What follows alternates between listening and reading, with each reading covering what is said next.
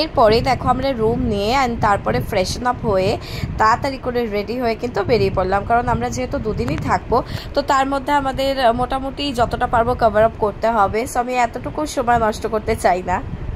তো এরপর আমরা হোটেলের একদম বাইরে দেখছো বেরিয়ে আসলাম, আর এটা ছিল একদম জাস্ট চার মাথার মোড়। ওই পাশে দেখতে পাচ্ছ অটোগুলো দাঁড়িয়ে রয়েছে, মানে টোটোগুলো দাঁড়িয়ে রয়েছে। এগুলো কিন্তু সমস্ত কেউ যাচ্ছে নিউ দীঘা, উদয়পুর, শঙ্করপুর, এরকম বিভিন্ন জায়গায় কিন্তু যাচ্ছে, বা বেশিরভাগ new Digha and Digha station এগুলো যাচ্ছে। আর এই যে বাদিকে যে নীল টোটোগুলো দেখতে পাচ্ছ এইগুলো কিন্তু উদয়পুর, শঙ্করপুর অ্যান্ড আরও যা যা সাইট সিন আছে সেগুলো কিন্তু করাচ্ছে। তো আগে আমরা লাঞ্চ করবো আর তারপর বাদবাকি কথা। আমরা জনপ্রিয় হোটেল ছাড়া খাবো না।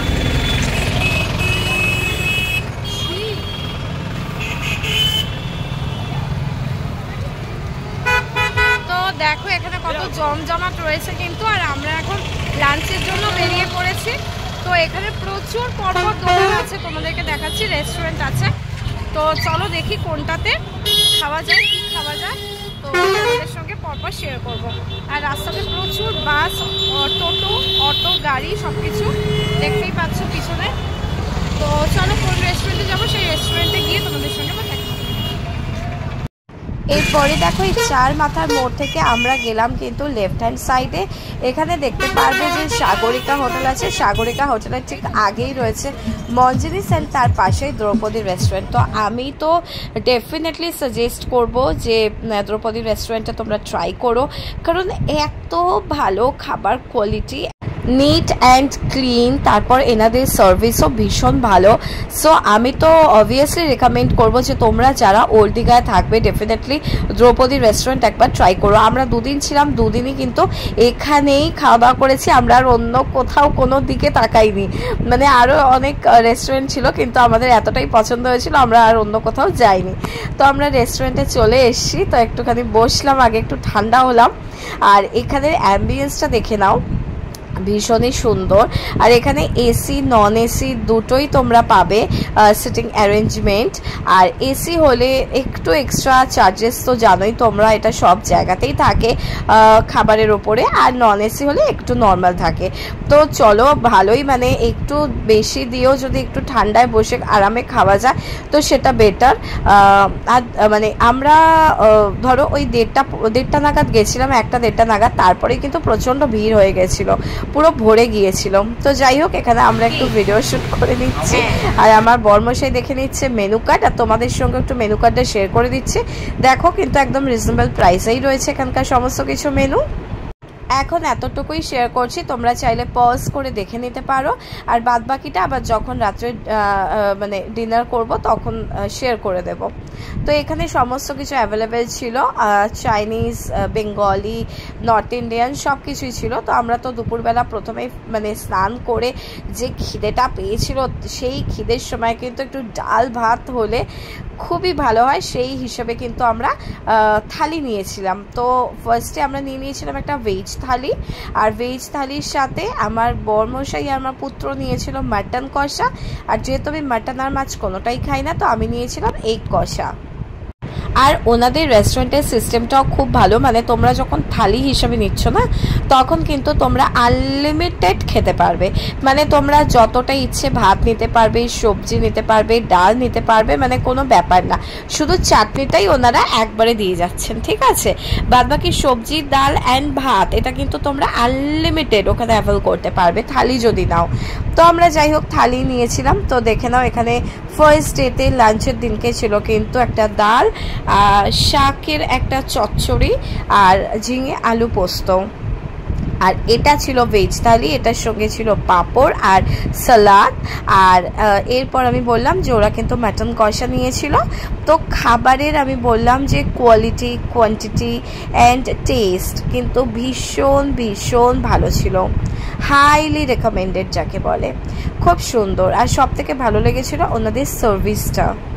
তো চলো বেশি কথা না বলে আমরা এখন ঝটপট করে খেয়ে দিই, কারণ প্রচণ্ড খিদে পেয়ে গেছিলো সারা রাত্রি জার্নি করে। আর এই দেখো মাটন কষার লুকসটা, মাটন কষাটা কিন্তু খুব ভালো করেছিল ওরা বললো খেয়ে। তো চলো আমি ইন্ট্রোটা আমার দিয়ে নিই। হ্যালো সবাইকে, আমি Apu and welcome back to my channel Apu simple life story. দেখতে থাকো আমার ভিডিও একদম স্কিপ না করে শেষ পর্যন্ত। আজকে দীঘা ফার্স্ট ডেতে আমরা কোথায় কোথায় ঘুরলাম। ভিডিওটা ভালো লাগলে অবশ্যই একটা লাইক করে দিও। ভিডিওটা দেখার পরে সাবস্ক্রাইব করে দিতে কিন্তু একদম ভুলে যেও না তোমরা।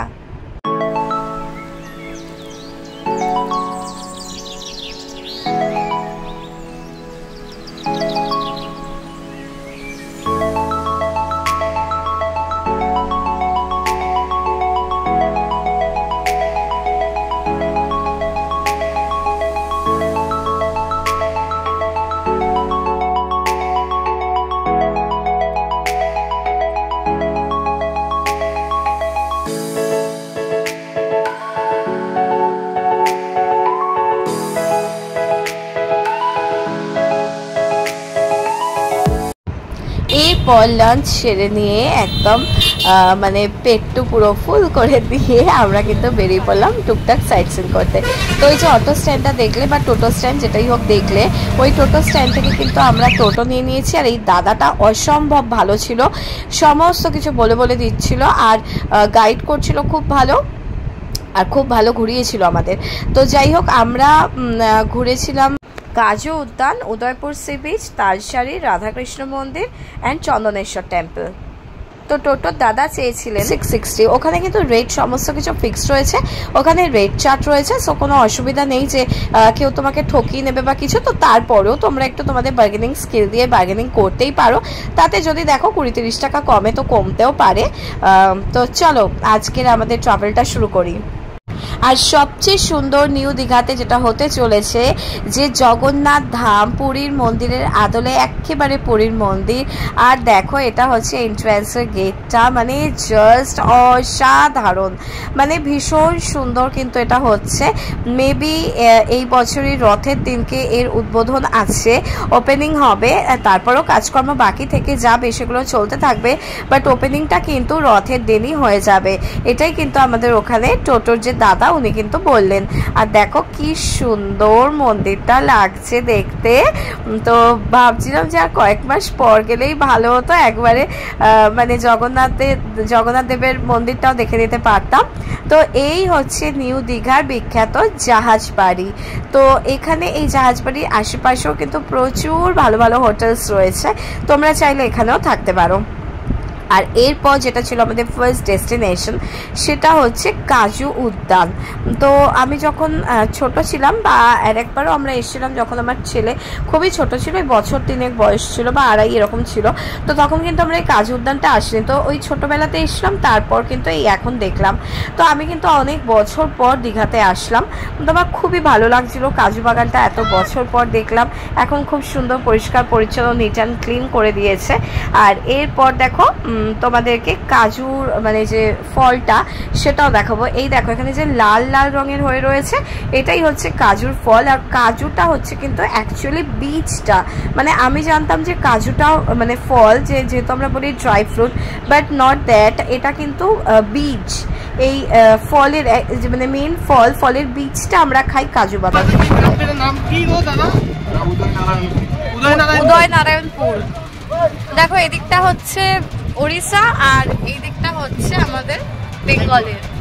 আর এই যে জায়গাটার উপর দিয়ে যাচ্ছি, এই গ্রামটার নাম হচ্ছে উদয়নারায়ণপুর। তো এটা খুব ভালো লাগলো যে জাস্ট একটা রাস্তারই একদিকটা হচ্ছে উড়িষ্যা, একদিকটা হচ্ছে বেঙ্গল। তো এই উদয়পুর সি বিচ যেটা just located on Odisha border, মানে আমরা কিন্তু দীঘা শেষ করে দিয়ে ওড়িশা বর্ডারের মধ্যে আমরা ঢুকে যাচ্ছি, সেখানে হচ্ছে উদয়পুর সি বিচ। তো দেখো জাস্ট একদম ক্রাউডটা কাকে বলে এখানে, মানে আমার তো মনে হয় যে সারা বছর সব সময় কিন্তু এখানে এরকমই ক্রাউড চলতে থাকে।